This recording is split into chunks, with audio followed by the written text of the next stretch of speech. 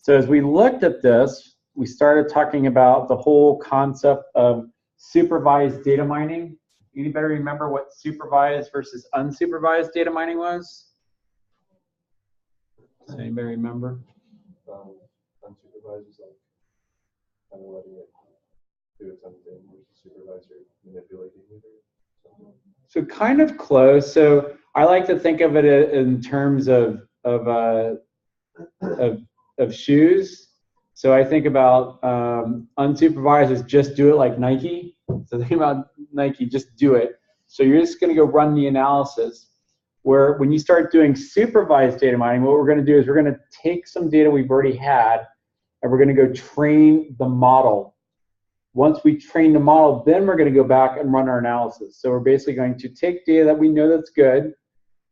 So in this particular case, we're going to take 150 tweets we know that were dedicated to MailChimp for this application called Mandrill, and there's 150 tweets that were something other than that were noise versus the signal.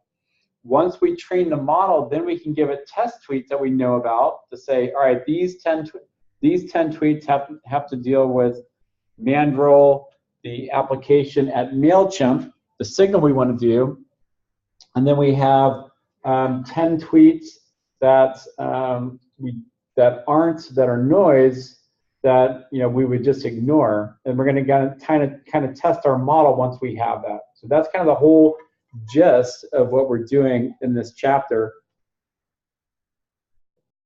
And then once we kind of test out our model, then we could say, all right, we have 10 tweets that are good and 10 tweets that are not for us, 10 tweet signal, 10 tweets noise.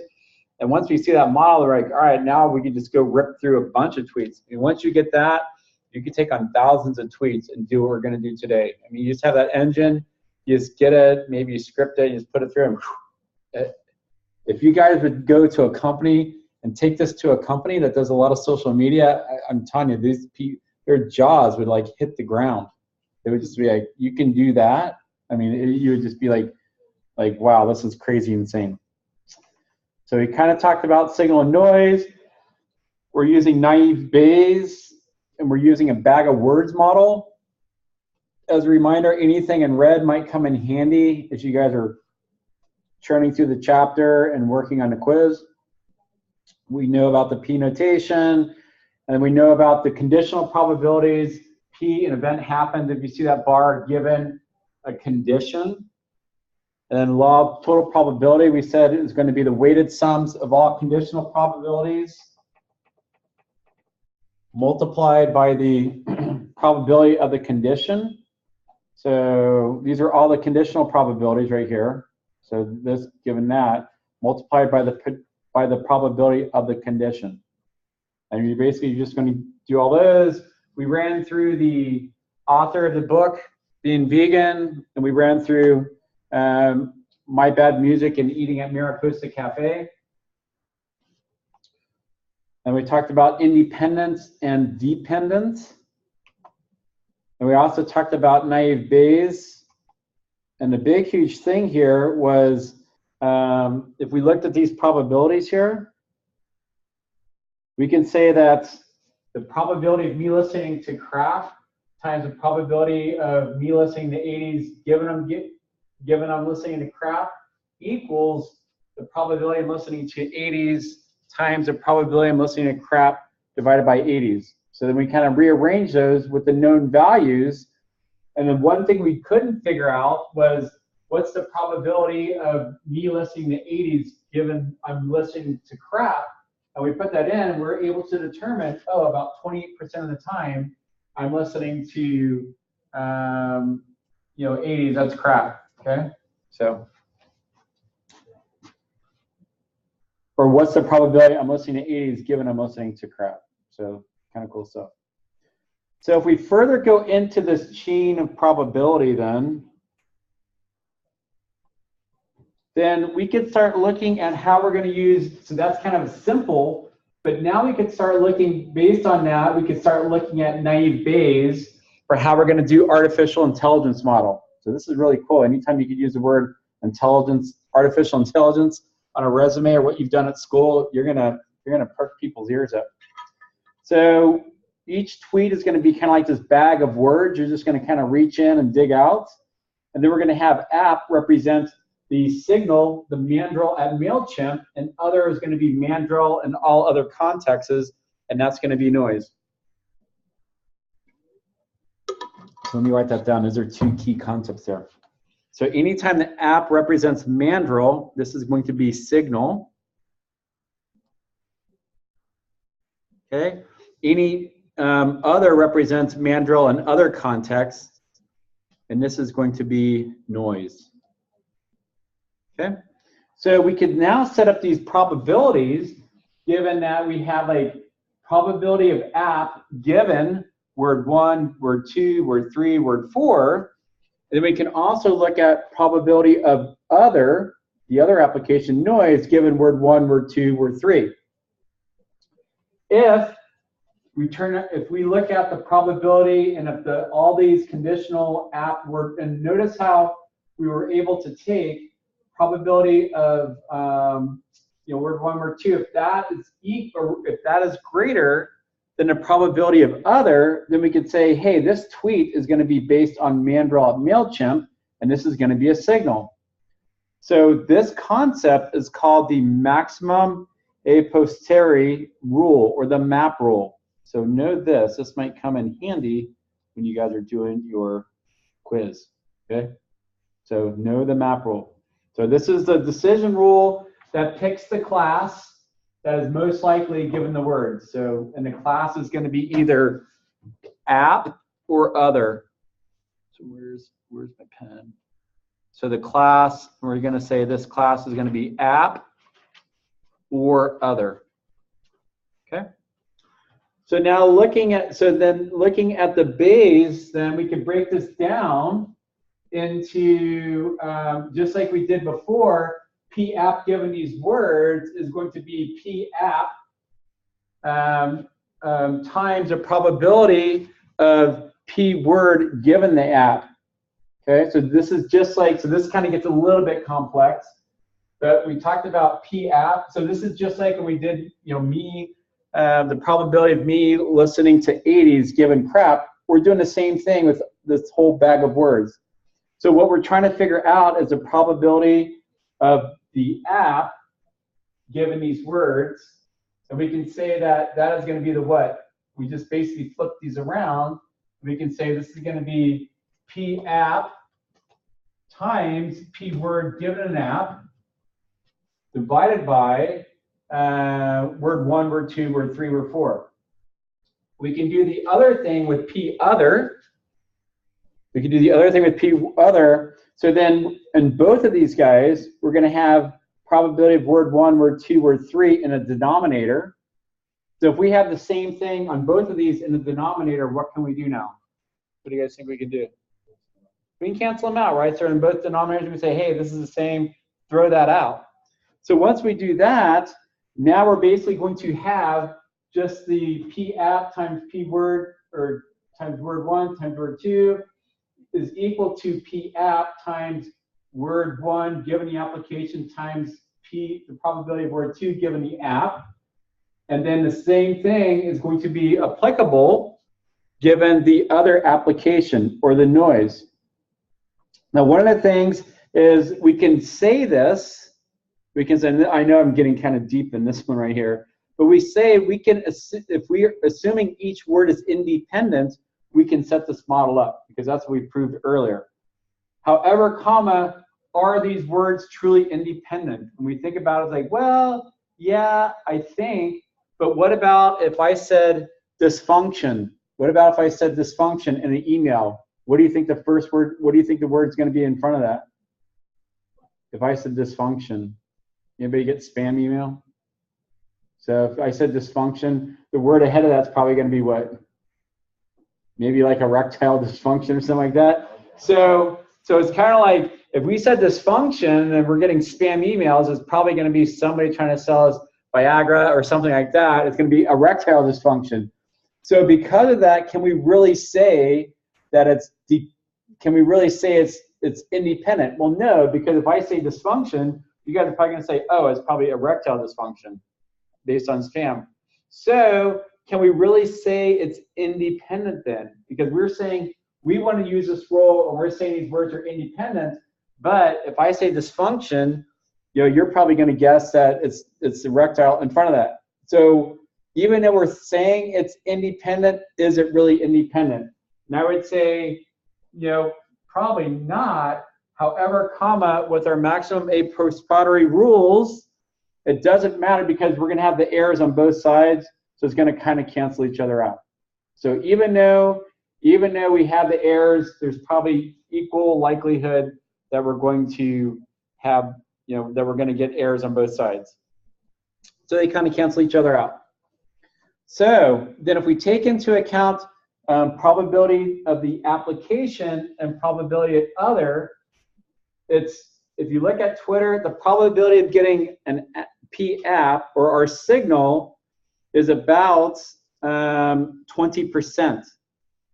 And this is compared to the probability of getting noise or junk at 80%. So this is like P app equals, so this is what we're saying here is we're saying P app is 20%, then P other is 80%. However, when we train our model, we're typically going to do 50-50 instead of what's naturally occurring. Okay, we're going to do 50-50.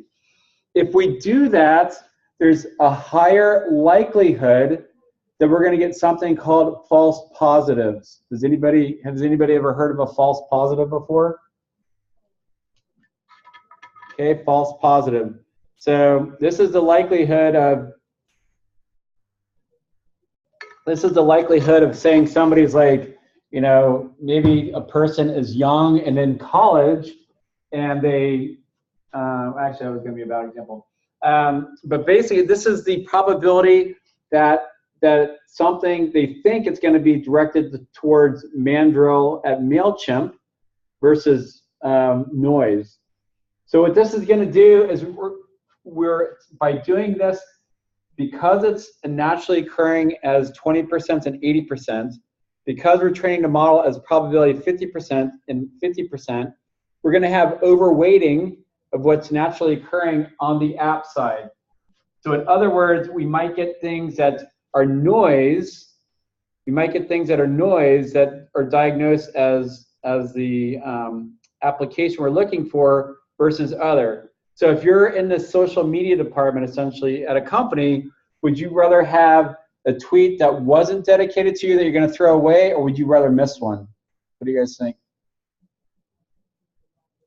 So if if you're running a business, and let's say 100 tweets are coming in, and 20 are so basically what this is saying is you have 100 tweets coming in, 20 are dedicated to you, or 80 are not. And then when you train a model, you're going to use 50 tweets that are for your company and 50 that aren't. So it's going to be lopsided compared to what happens naturally. Because you're training the model this way, you might have a likelihood of getting apps that really aren't mandrill what you care about, like for MailChimp. So it might be like some slip through. Okay. So it might be some slip through. So would you rather have some that slip through that you're throwing away, or would you rather miss some? What do you guys think? Some slip through. Yeah, you'd rather have some slip through, right? So it's kind of like, I'm trying to think of an analogy and I can't do it here. But it's I'm sorry? So this is like the problem with the rare disease, but you have 95% chance of being correct, and then you'd rather have false positive than not. Something like that? Yeah, so yeah, kind of like that. So you would rather be diagnosed. So that's a good example, I think, Alex, is like, say you have this disease, you'd rather be diagnosed with this disease based on a test and then find out, oh, I really don't have this disease. So think about something tragic like cancer. You get diagnosed as cancer and it really turns out that you don't have cancer. That's much better than you miss cancer and then it's at stage 1 and now you really find out when it's at stage 4. Does that make sense? So you'd rather you'd rather be told you have cancer and find out you really don't after further tests versus you don't even know you have cancer, and then 4 years from now you're like on your deathbed when you find out you have cancer. So I like that example. That's a good one, Alex. Okay, so does that kind of make sense? So the way we're training this rule, then we can get false positives, but more importantly, the cool thing about us doing 50-50 is that now we can set them equal to each other. We can set them equal to each other, because otherwise you have to multiply one side by 4 to get to the equal to the other side if you did it naturally. So if you say 50-50 on each side, it's kind of like the teeter-totter. If you had like, you know, if you had P 80%, if you had 80 pounds over here and 20 pounds over here, it's going to be weighted this way. But if you have 50-50, and you have your teeter-totter here, 50-50, they're going to be balanced out, right? So what we're saying is naturally 80% is going to be junk and noise, but for this model, we're going to train it 50-50. Because of that, we can set them equal to each other now, okay? So that helps our model, makes it much easier for us to do this versus saying, well, if you had this times 4, then it would be equal. So just assuming 50-50, it makes our math much easier for us, because now we can say the probability of the application times the probability of word 1 giving the application times the probability of word 2 given the application is approximately equal to P other times P word given other times the probability of word 2 given other. So now they're equal, so they're approximately equal here. Saying approximately equal. Okay. So I know it's a bit deep, but I think it's, you know, kind of hopefully makes sense a little bit. So, so now we're going to start. Now we're going to start thinking about how do we calculate the probability of this word. So if we look at this, if you look at the probability of Spark, that should be given app. We're basically going to, so this is the steps we're going to follow. We're going to pull up a set of training tweets. Okay, we're going to train our model. So that's going to be the supervised part of our model. When we do this, we're going to pull out our tweets. We're going to tokenize. We're going to basically break out all the words in these tweets. We're going to count up all the words, and then we'll use that pivot table again to say, you know, you're going to have like 2,000 or 3,000 words, and a pivot table is going to be able to automatically say, this word occurred 5 times, this word occurred 4 times, this word occurred once. It would take you like probably days and months to figure that out manually. I mean, your head would probably explode. So given this, if we say there's a likely 0% chance, since like if they see Spark in the sense of Mandrill, it's probably about a you know, video game. So so therefore we're only going to calculate the frequencies of historic app-related and non-app-related words. That's what it's really saying here. So some of the issues we're going to have here are rare words and floating point underflows. So what this means is, what happens if we get the if you have like this tweet, this long tweet that's occurring, or this long URL to a website that's occurring a bunch of times? But what about if somebody uses bit.ly to shorten that word out? So now it's say that's, you know, instead of this occurring, it's going to be a rare word. And if it's not in our list, then the probability of that rare word given the application is 0. Therefore, what happens if we're doing like all these P rare word given an application times probability of word 2 given an application? If this is 0,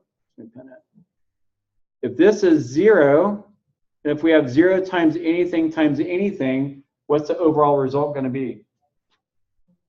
So if you have 0 times 1 times 2 times 3, what is that? 0 times 1 times 3 is going to be equal to 0. So if you have one rare word, it's always going to be equal to 0. So what we're going to do is we're going to say, you know what? We're going to add 1 to every word to go prevent this. And because of that, because we're going to add 1 to rare words, we have to add 1 to all words just to make it you know, equal out. So that's called additive smoothing. Additive smoothing, that should probably have a star here. Additive smoothing is to combat these zeros. We're just going to add 1 to all words. And you'll see this when we go through our application. Okay. The other item is we have all these low probabilities. So it might be that you have like maybe like, you know, 0.01, 0.001, there's like one word out of all these tweets. And if you start multiplying all these together, you're going to get like, so let's say you had like 0.001 and you had 15. So each tweet's an average of 15 words. If you multiply 0.001 times itself 15 times, you're going to get 1 times 10 to the minus 45. And this is going to be like really small numbers to look at. What we can do is if you have like the natural log of a number, so if you take the natural log of 0.2 times 0.8, in math, we can do what? So maybe you guys knew this, maybe you didn't. But if you have like the natural log of a product of numbers, you can actually take the natural log of one number and add it to the natural log of a second number. Does everybody see this? We have the natural log of 0.2 times the natural log of 0.8, and we can essentially equate that to the natural log of 0.2 plus the natural log of 0.8. Because we do this, these really small numbers will be like, you know, it'll be like -6 or -7 or something like that. And it'll be much easier to work with those versus like all these 0.001s and getting these like 1 times 10 to the minus 38 versus, you know, whatever. So this is what we'll use. So if you take like this natural log of 0.001, you get close to -7. And if you had that, if you multiply these together, you'd basically just be adding this up 15 times, and that'd be roughly like minus 135. So it's going to be much easier for us to deal with these negative numbers. It's going to be much easier for us to deal with these negative numbers versus super small numbers. Therefore, we're going to take the natural log of each probability. This will all make sense when we do our Excel. So I'm just kind of explaining what we're doing. So as we start ripping through the Excel, you're not like, oh, we're just doing this for whatever and why. This is going to be the rationale for why. So let's get into it. Let's get into it. Let's go geek. So this is going to be natural language processing. So a lot of times we're going to get our data and we're going to have to clean up our data. So we're basically going to tokenize each word, but first we're going to prep our data and clean up our data. So we're going to do things like make everything lowercase. We're going to take out periods. We're going to take out semicolons. We're going to take out question marks, exclamation marks, semicolons, and commas. Okay, so doing that is just going to give us like real words. So that's kind of cool stuff. So let's get into this. So the easiest way will be to kind of share it on both sides. So now the cool thing is that because we have to do the same thing on about Mandrill, because we have to do the same thing about other, we can group these sheets, and anything we do on one, we're doing to both sheets. So instead of doing this twice, we're just going to do it once, and it's going to do both sheets, which is totally way cool. All right, so let's, so does everybody have these sheets up? Anybody not have these sheets up? Everybody's good? All right, so the first thing we're going to do is so we're going to group these guys. So hit Control and then hit About Other. Okay. Then how do we know these sheets are grouped? How do we know? Anybody have any ideas on how we know they're grouped? They're both highlighted. I'm sorry? They're both highlighted. They're both highlighted, so you'll see like they're both white and they both have the green underline below them.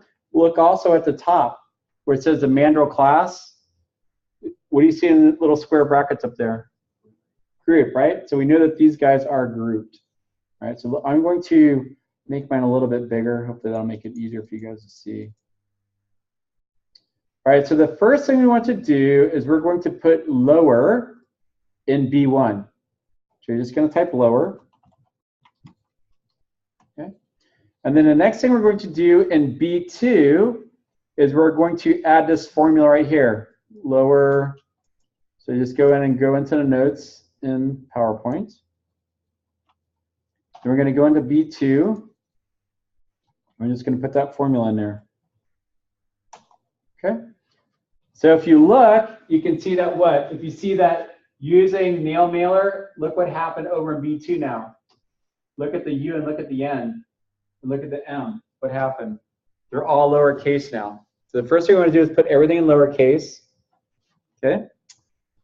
And then the next thing we want to do is we want to take out periods that are the end of a sentence. Okay, so how do you know if something is the end of a sentence versus a period that's used in like a URL? Because a whole URL, you want to capture that, so you don't want to remove all those periods. So how could we do that? So at the end of a sentence, we're typically, so in the URL, like www.google.com, we want to keep this whole, we want to keep these periods, but what about Google is here, not there. So what's the difference between these periods here and that period there? That's for a hyperlink, and the other one's for a sentence. But how do you know that? If you're a computer, how do you know that? .com. Well, what about if you had .net or .edu? Check for a space. Ah, say it again, Alex. I love it. Check for a space. Check for a space, right? So what we're going to do in our search criteria here is we're not going to look for a period. We're going to look for a period and a space. Okay? So we're going to look for a period and a space here. So over here, if you look at C2, we're going to substitute. So what this guy is going to do is you're going to substitute. You're going to look in B2. You're going to look for a period and a space, and you're going to just replace that with a space, and you're going to remove that out. So now you could, what you're essentially doing is you're taking out the period and you're just putting in a space. Okay? So that's what we're going to do here. So grab this guy and throw that into C2.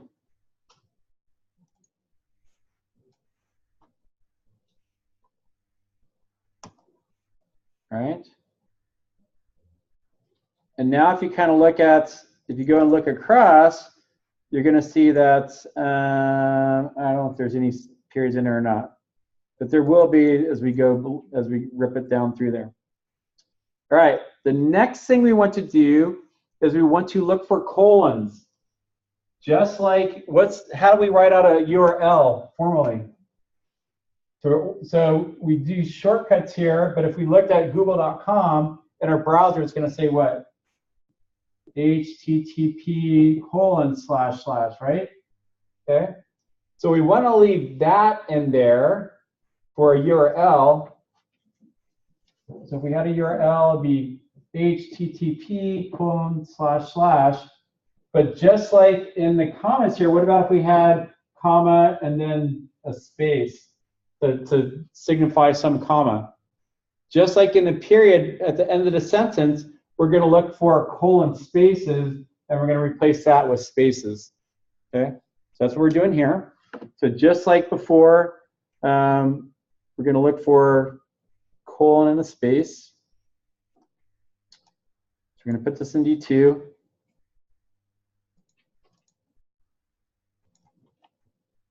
All right. And rip that out. All right. And then the next thing we want to do is pull out question marks. Okay. So question marks, we don't have to look for question mark space. We're just going to pull out all question marks. Okay. So here on E2, you're going to use this guy here, the substitute. We're going to go into E2.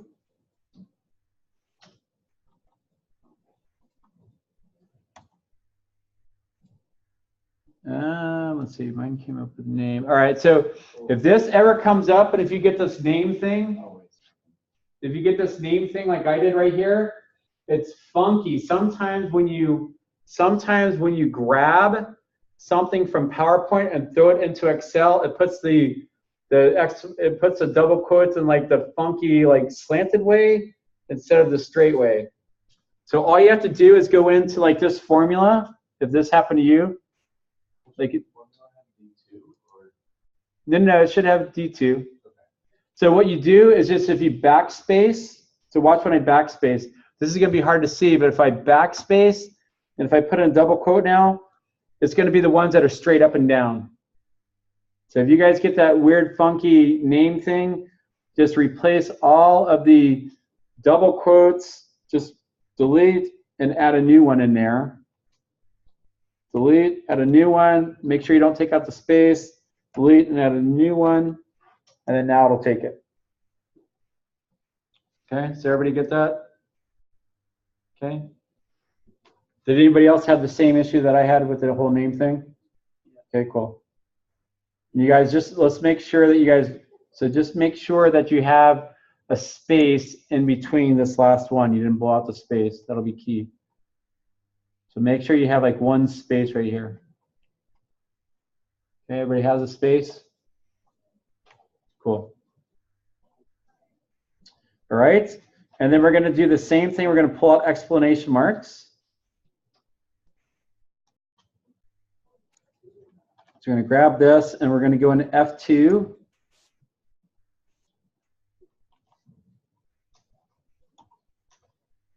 All right, if you get the little thing that pops open, it's the same thing. You just have to go in and so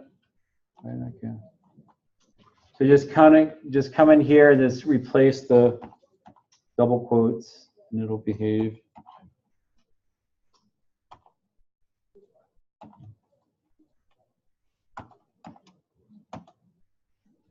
Sub name, let's see what happened.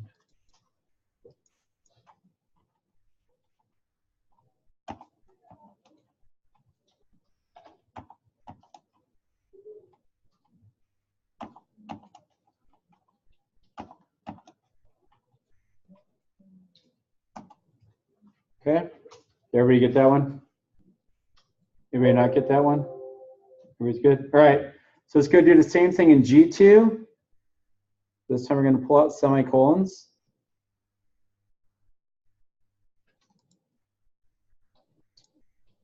So by doing all this, you're basically just ripping out something, it's going in that one, and then you're taking the next thing out, kind of like just like an assembly line here.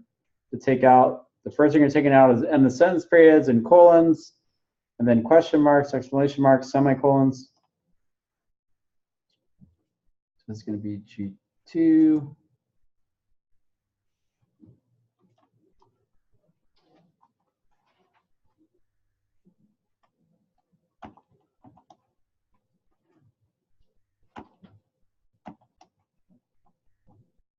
And you can kind of tell, depending on your eyesight, that after you put these things in, you can kind of see the exclamation marks kind of like look more straight up and down.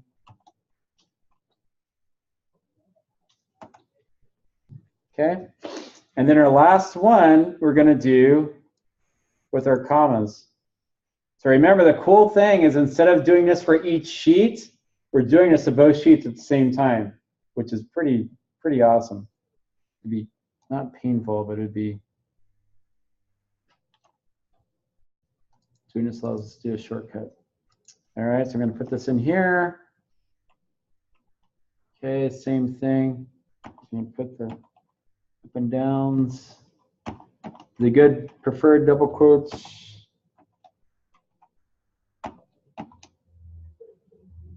All right, perfect. So how's everybody doing? Everybody's got them in? Okay, so now guess what we can do? How many tweets did we say we're going to train this with?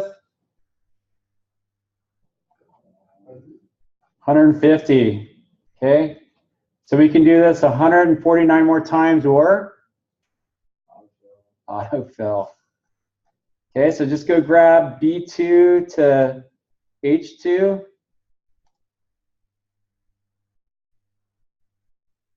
Yeah. Not where I'm at. So we're going to grab B2, not B1, but B2 to H2, and then double click.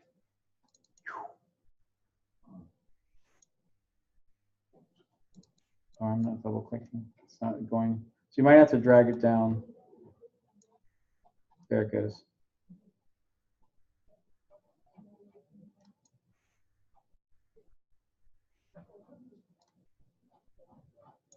And it kind of looks cool because you do this like Zapier makes mandrel integration. If you go all the way to the right, over like into H151, you'll see it's all lowercase now. So it's kind of cool stuff. And then let's go over, so let's go from, go click on test tweets, and then you can go into about mandrel, and go look at H2 and go into about other H2. And if you go to look at something like if you go into like row 100, if you go into row 100 on the other one, if you go over into H, you'll see that it left the colons in for the HTTP YouTubes. But any other time it saw the colon plus. But this thing was able to grab like things like notes. I mean, there's like all kind of crazy stuff in here. If you look at this data, I mean, if you look, there's like even like Mandarin and Chinese in here. I mean, this is able to, we'll see, this thing is able to rip through all this stuff. I mean, this is like, it's, wow, how cool is this?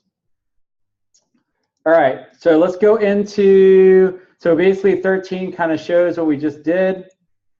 All right, so the next thing we want to do is we want to start tokenizing this, and we're going to break these out into tokens. So create 2 new sheets. And how are we going to create new sheets? So that little plus symbol down there. So go create 2 sheets. One's going to be called app tokens. The other one's going to be called other tokens. Okay, so just create a sheet. So hit the plus where it says sheet 1. You're just going to put app tokens. App tokens. Then you're going to create one more and call that other tokens. Okay. And then I like to, when I'm doing these things, I like to like keep them all kind of grouped together. So for example, this app tokens, that's going to apply to the about mandrel, and the other tokens is going to apply to the about other. So I'm going to take app tokens and I'm going to move it over so those are kind of clumped together. So you guys see I have like about mandrel, and these are the app tokens. We have about other, and these are the other tokens. Okay, so that way it kind of keeps it organized and straight. At least it works for me. All right, so the next thing we want to do is we're going to work with app tokens. So we're going to work with app tokens, and then cell A1, we're going to put the word tweet. We're going to put the word tweet. All right. So if we look at tweets, the average number of words, so how many characters are in a tweet? Anybody remember? 140. So if you look at 140 and at each word's maybe like 3 or 4 characters, we could probably safely say that if you take 140 divided by 30, that's going to be about, on average, like 4.5, 5 tweets per word. If we have 150 of these, if we multiply that by 30, what's that going to give us? Ooh, these are big numbers now. Big number of rows. So $1.50 times 30. 45? 4,500. Okay, so guess how many rows we're getting ready to produce here? 4,500 rows. Big data, right? That's big. Big data. All right, so the way we're going to do this is we're going to copy in what's in about mandrel. So we're going to go from H2 to H151. Then we're going to go into app tokens, and we're going to go from A2 all the way down to A4501, and then we're going to paste special. If you paste special, it'll keep repeating it, that 150 block 30 times, which is crazy mad. I'm telling you guys, this is, I don't want to say crap. This is cool crap. I didn't want to, but to me, or maybe I'm just geeky, but this is like pretty amazing. So remember, you're grabbing H2, right? So you're going to grab H2, not A2, but H2. You're going to grab from H2 down to H151, and you're going to copy. So you have the marching ants. And then you're going to go into app tokens, and you're going to grab from A2 all the way down to A4501. So just grab that and go all the way down. It's going to take a while to get down there.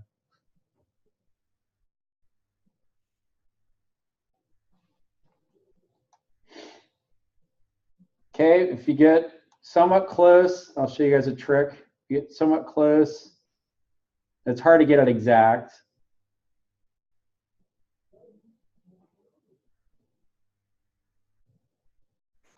But like right there, 45. So I got mine to 45.52. But if you just hit Shift and you hit the up arrow, it'll allow you to easily get up there in a more controlled manner.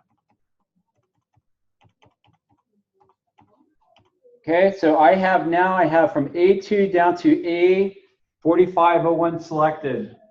Okay, does everybody have that selected? Okay, and now you're going to paste special. So come up here and paste, and you're going to paste special values. So that's the little thing that says the 1, 2, 3. And blammo, you just kicked out 4,500 rows that duplicate every 150.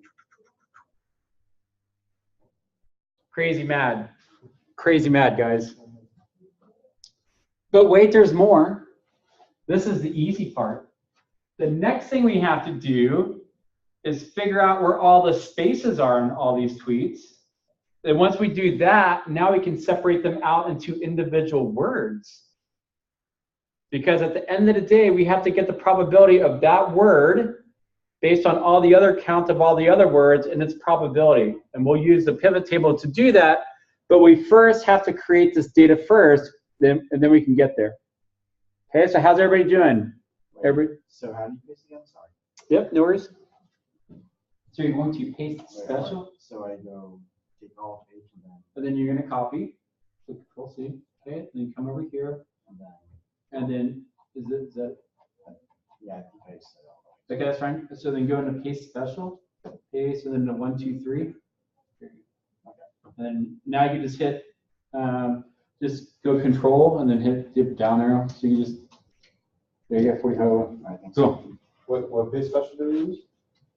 the 1, 2, 3. Values. And then the other one to the left. To the left. There you go. Values. Okay, so let's see. Let me make sure you got it. Just move that over there. Black magic. So we're going to grab these guys. And you come here. Okay, you got that. And you're just going to paste special.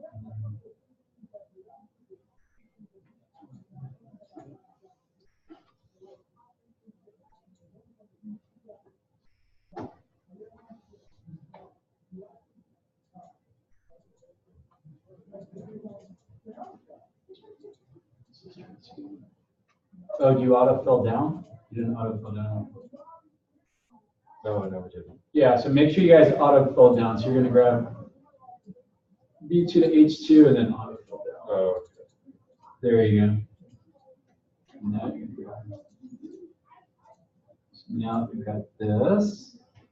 Okay, now you come over here, and now you can be special. So paste and then do the 1, 2, 3. Mad. I mean, honestly, I mean, when you think about what that computer just did that quick, I mean, insane, guys. I've never ceased to be amazed. I mean, it's just like, crap, it's crazy. Not even a second. No, isn't it? It's like it's boom. Okay, so so we have that. So the next thing we want to do now, like I said, as I promised, is we want to figure out where the spaces are at between all these words. Because if we can figure out where the spaces are, if we can figure out where the spaces are, then we can actually do this find, and then we can go start splitting these words out, which is absolutely maddening. So what we're going to do is we're going to go into B1, and we're going to put space posit. So space posit stands for space position. Okay? And then what we're going to do is on the first word, there's no spaces. Okay, so the first word, there's no spaces. It'll be just when we get to the second word, that's where the space is at. So what we can do is put 0 in B2, and then rip that through and autofill it, not all the way down, but autofill it to like 151. But if you go past it, it's no big deal. We're gonna put it in there anyways. Okay, so we have all zeros in there. Coolness. So what happened is why the data looked like it went away is because A1 was spilling all the way over, and the second you put something in that second column, it wipes out the overflow. Okay? But now what we can do, so this is kind of craziness. Let's look at this formula right here. If we look at this formula, we're going to use the find command. And what we want to do is we want to find a space. And we're going to look in the first place we're going to, so we're going to start here in B152. And we're going to find a space looking at cell 1, or looking at cell A2 or A152. And then we're going to start our search in B2, what was in B2? B2 is 0, and then it's going to look at 1. So we basically don't want to keep it there, otherwise it'll find that space here. So if you say start doing your search at 1, what it's going to do is it's going to start at 1 and come to the first space. So you guys see what happens? So it's kind of like, what's up? Okay, so here's space 0 and here's space 1. And what this is doing is it's saying, hey, go find a space. So this is going to be character what? 1, 2, 3, 4, 5, 6, 7, 8, 9, doc, 10, 11, 12. So what this formula is doing then is it's going to go find a space, and it's going to look at, so we're basically looking at something like this that's in cell A152, and we're going to start with B2, which in our case is 0, right? So B2 would be like 0, and we're going to add 1. So we're starting at 1, and where's it going to find the first space? That's 6, okay? So it's going to find that at character 6, okay? And then the next one is going to find it at what? 9, and the next one is going to find it at 13. Okay? So we'll leave this example, we'll have this as a running example right here.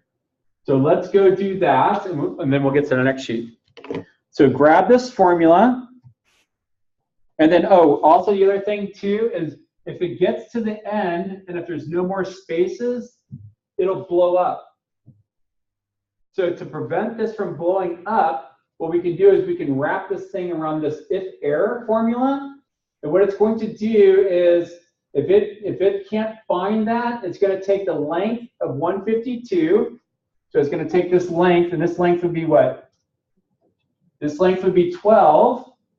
And it's just going to add 1. So it's going to take 12, and it's going to add 13. Okay?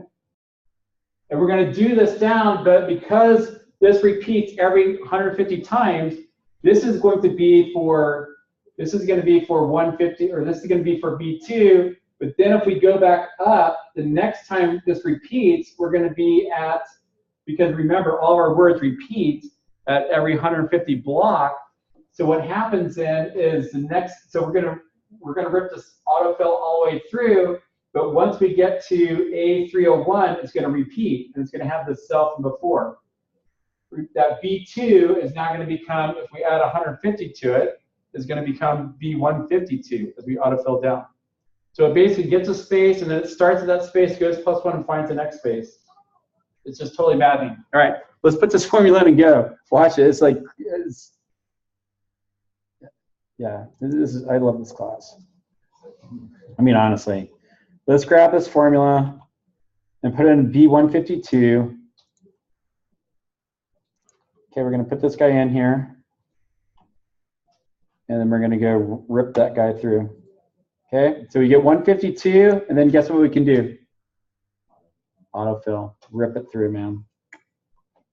Bonsai. That quick. It found all the spaces. Roll it down. Just hit Control and hit that down arrow. You get all the way down to the bottom. Look at that. Isn't that insane? So this tweet right here, it said, oh, the last space is at 119.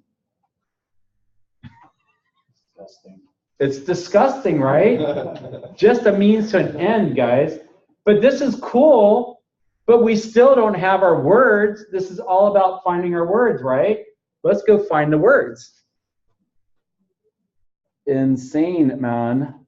Let's go to slide 16.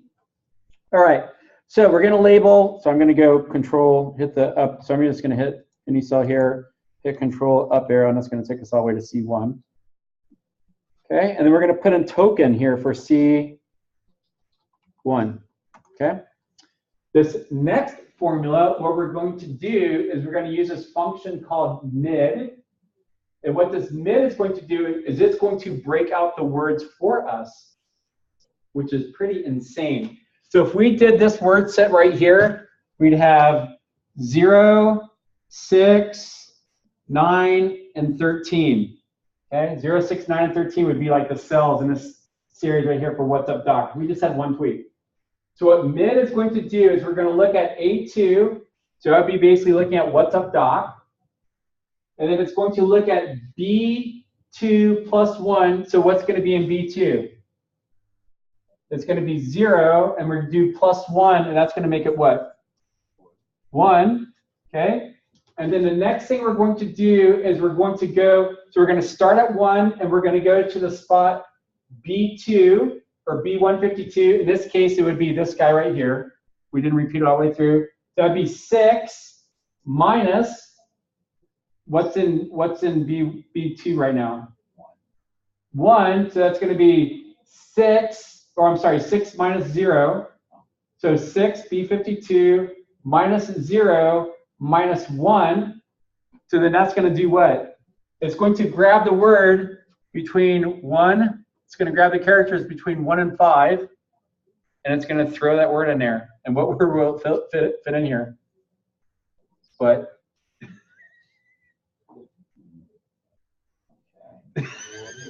Let's look at the next word. I love this. It's crazy, crazy.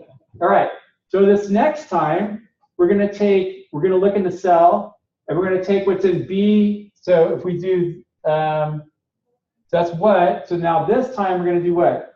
B2. So that would really be this guy here. It's going to be 6 plus. So it's going to move down 1 because all these numbers are going to replicate. So if you pull down, A2 is going to become what? A2 will become A3, B2 will become B3. So this time it would be like B3 plus 1. So that's going to be what? 7. And we're going to do what? So we're looking at 7, and we're going to go to B152, which in this case is going to be, in this case it would be, oh, so this space would be what? This would be 0, 6, so it's going to be this next one, it's going to be 9. So it's essentially going to look down to 9, and it's going to say what? So it's going to say 9 minus 7, 9 minus 7 minus 1. So is that right? Let's see, it's going to, oh, I'm sorry, it's going to start at 7, and this would have been, B152 would have been, oh, at that space, the space would have been 9. So the space would have been 9, so it would have been 9 minus 7 is what it would have been. And what we're going to get, if we look at 9 minus 7, 9 minus 7 minus 1, wait, it should have, if you do this, it should pop out to be 7 and 8, okay? And we're going to put up and then doc. So doing this, we're basically going to rip out all the words. Why is it 7 when on the last one we used 0? Wouldn't it be 6? Oh, thank you, George. Thank you, George. Yes. So that's what happened right there. So we're going to look at 7. So we're going to look at 6. Yeah, so that was my math. So it's going to be 6. There you go, George. You're awesome. All right, so we're going to look at 7, and we're going to go to 6 plus 1. So that's going to be 7. That's where we're going to start up. And then we're going to go 6 or 9 minus 6 minus 1. So that's going to be what? 9 minus 6. 9 minus 6 minus 1 is going to be 2. So it's basically going to go 2 characters over starting at 7, and it's going to find up. If you go over, the next one's going to be 13 minus 9. So you're going to start at 10 minus, so 13 minus 9 minus 1 is going to be 3. So it's going to be 10, 11, and 12. So we told Excel to pinpoint the spaces and then to write down the word that's in each of those spaces. Exactly. That's what this formula is doing. So it's going to rip through and do all the words. All right, so now grab this formula. This is but now we also have what? What happens if we run out of spaces? Again, this is wrapped around an if error. It's wrapped around an if error. So if it can't find it, it's just going to put a period in there. So that's what this is saying. Go find a space. If error, you're going to do this mid formula that's going to grab the word. But if you can't find a space, instead of blowing up, then you're just going to put a dot in there, is what this is going to do. So as you start getting towards the bottom of the list, at the top you're going to have all these words, and as you start getting towards the bottom, you're going to get a lot more dots. Because we're pretty conservative on our tweets. It's just saying, hey, it's like, I think it's on average, it's like maybe like 5 or 6 words or 5 or 6 letters, but we said 4 or 5 just to be conservative. Okay. So let's take this formula here and put it in C2. And this is going to just, minds are going to just go like, what the hell? Put this guy in here. Okay. Bam. Look at that. Is that cool crap or what? What did you guys get? Blog and square brackets? Yeah. Rip it through. Autofill it. Bam. Is this craziness? I mean, honestly, guys, this is like just maddening. Bang. Go all the way down to the bottom. Hit Control, the arrow down. Okay. Now, granted, I said you're going to have a lot of dots at the bottom, but just page up now. And you start seeing more and more words as you come. But then here's all those words. So it literally ripped out, grabbed the spaces, and ripped out all those words. I have shit for 244. Do you have shit for 244? Yeah. Let me see. I can confirm. Yep, shit. Craziness though, is it? I mean, gosh, guys, we ripped these words out. This is insane, man. All right, cool. So we have this. Now the next thing we want to do is we're actually going to now, we want to get length. Because so remember we talked about those stop words? We said any word that's like 3 letters or less probably is like an a and the, and it really doesn't matter. And we're going to do length so we can dump all those words out. Okay? So let's go into D1. Let's go into D1 and add the word length. And then in D2, you're just going to put length equals C2. Or equals len C2. Okay, this is going to give us our length. Okay, and then rip that through. Okay. Autofill down. All right. So now the rubber hits the road. Now it's like we're going to take this to a whole new level of crazy. So we want to calculate the probabilities. How many of these at Joss Crows are in here? Are you going to say, all right, how many blogs are in there? There's 1, there's 2. I mean, are you going to count all those down the list? I'm not. Remember what we did in chapter 2? We had all the wine. we're able to put it in a pivot table and just count it out like that. We're going to do the same thing here. So grab C1 down to E4501. So I'm just going to grab C1 and D1, and then you can hit Control and go and hit the arrow down. It's going to, oh, I'm sorry, hit Shift and go all the way down. If you have C1 and D1, you should be able to hit Shift and go all, or no, Control Shift. There you go, Control Shift, thank you. Okay, Control Shift, and you're going to grab all these guys. So what we want to do now is we want to go move this and insert this into a pivot table. Okay, so we're going to go Insert. We're going to do Pivot Table, and then put that into a new worksheet. Okay, and then we're going to call this new worksheet App Token Prob. App Token Prob. So this is going to be our application token probability. So App Token Prob. All right.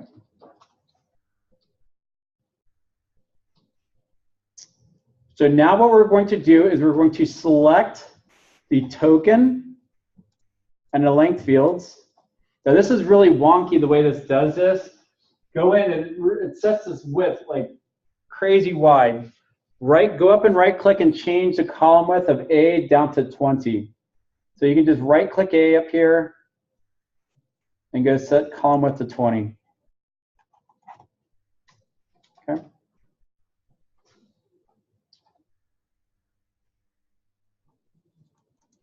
Okay, and then the next thing we're going to do is we're going to drag length into filters. So where it says sum of length, we're just going to drag that into filters. Okay, and then we're going to make a copy of token, and we're going to put that down into values. So you're just going to grab the token field up there and drag it down into values, and it should default to count. If not, we're going to set it to count. So we're going to take token and we're going to drag it down into here. And then let's go up and reset our width to 20.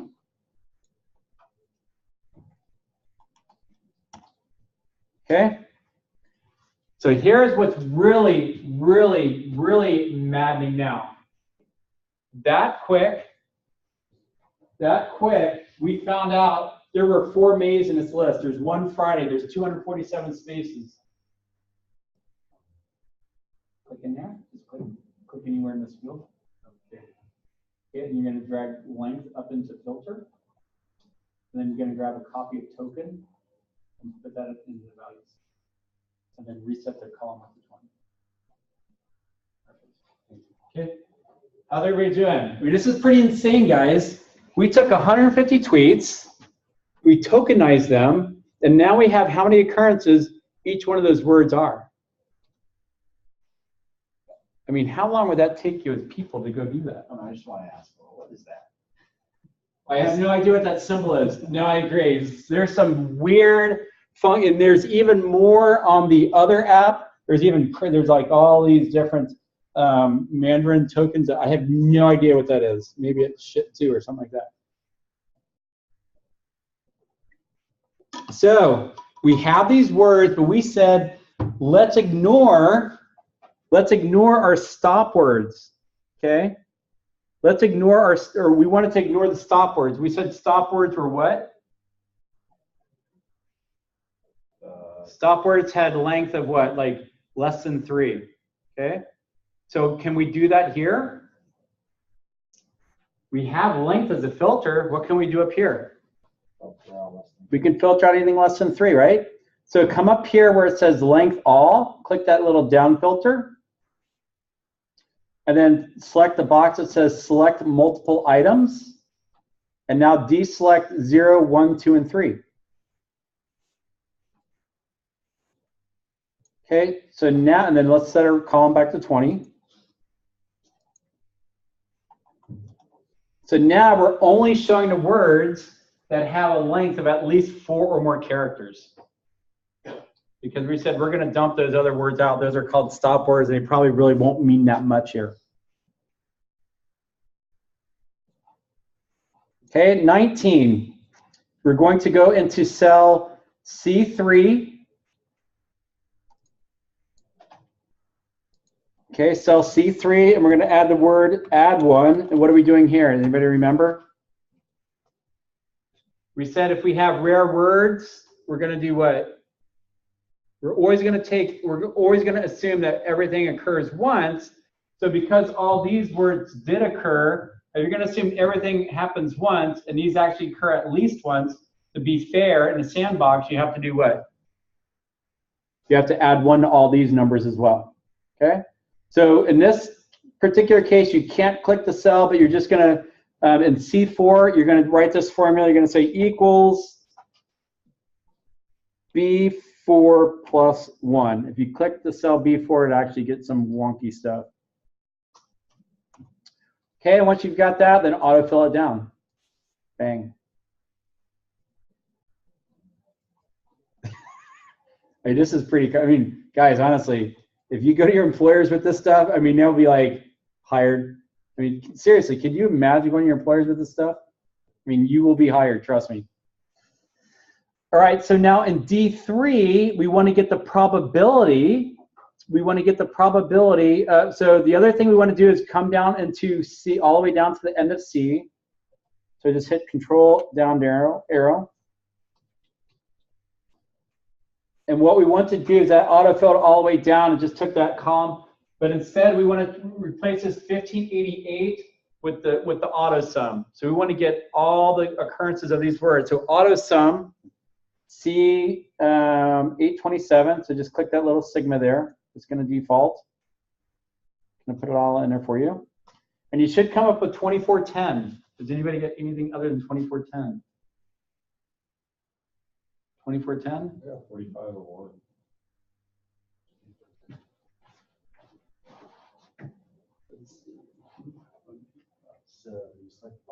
Oh, because you didn't do your length. Okay, So we're supposed to get 2410.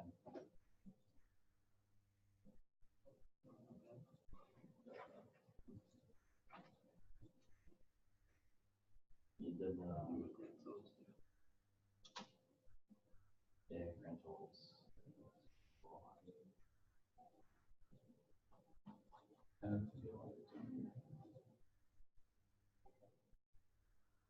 Wait, so you filtered it for things are free, right?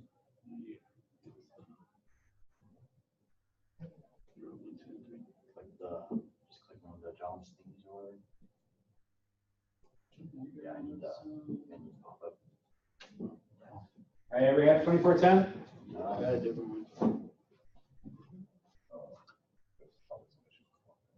Okay.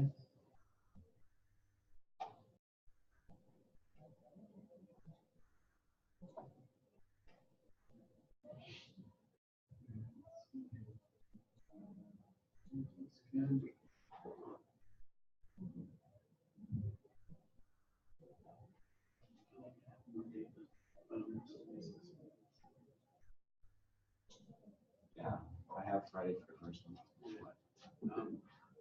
I don't know what happened.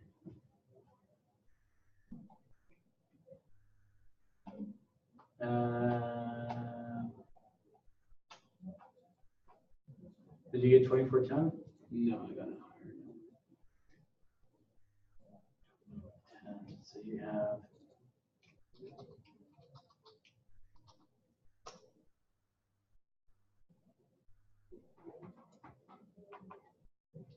you did lower. Let's see, lower. You did lower for all these. So for all these guys, you had to do like. You got to do lower on B2 and C2. You're substituting this. So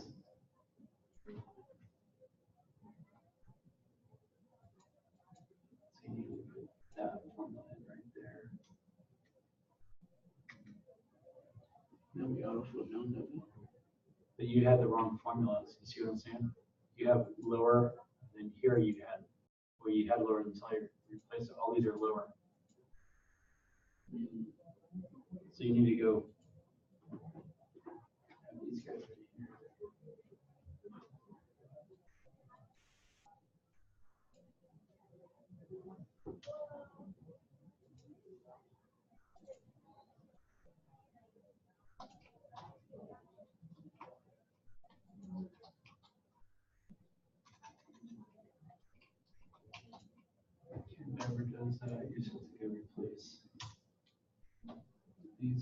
things.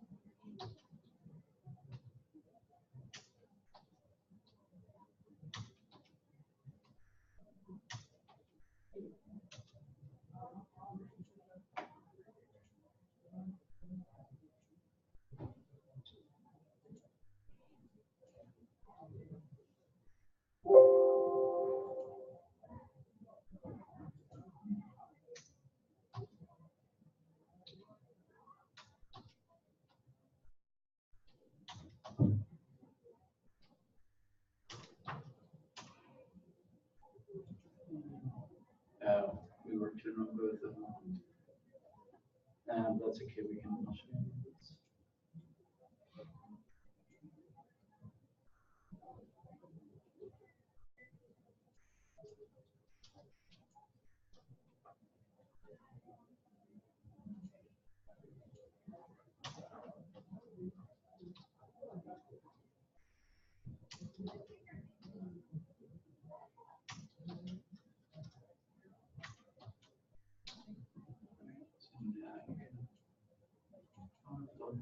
We're going to take this.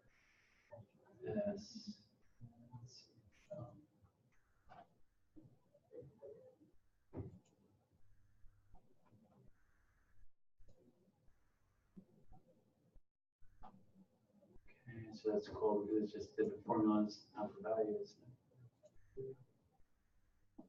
It's now. So you're going to dump this guy. So you have to dump that guy and just redo the table. All right, so that actually concludes today. So yeah.